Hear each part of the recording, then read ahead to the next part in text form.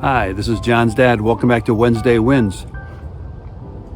So roses, buds, and thorns, what are they and why do we ask for them? So a rose is something that's good. Maybe your new boots are working out well. Maybe there's a great view today at lunchtime that you really liked. Maybe you tried a new dehydrated food and you really liked it.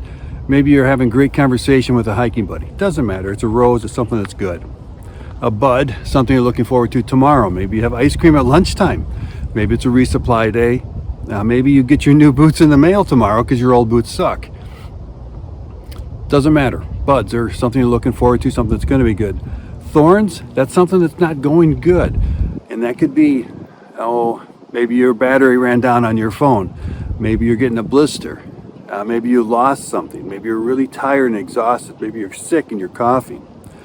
So as a group leader, you want to do this because it gets inside the head of your group. What's going on? So if it's a rose and they really like something, you know that. So then next time or even tomorrow, you try to repeat it. You do it again. If it's a bud, you want to make sure it does happen. You don't want to skip the ice cream shop because, maybe nobody wants ice cream, you think. And so we'll skip the ice cream shop, but no. 3 people had that as their bud last night, so you got to stop. And the thorns especially, this is where you want to listen. You're not looking to solve the problem while you're doing roses, buds, and thorns. You're listening, not interrupting, not trying to fix. So you listen and you find out what it is and decide, is it something that needs to be fixed?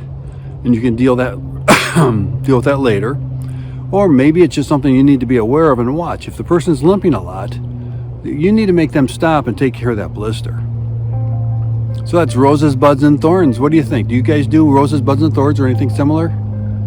See you next Wednesday.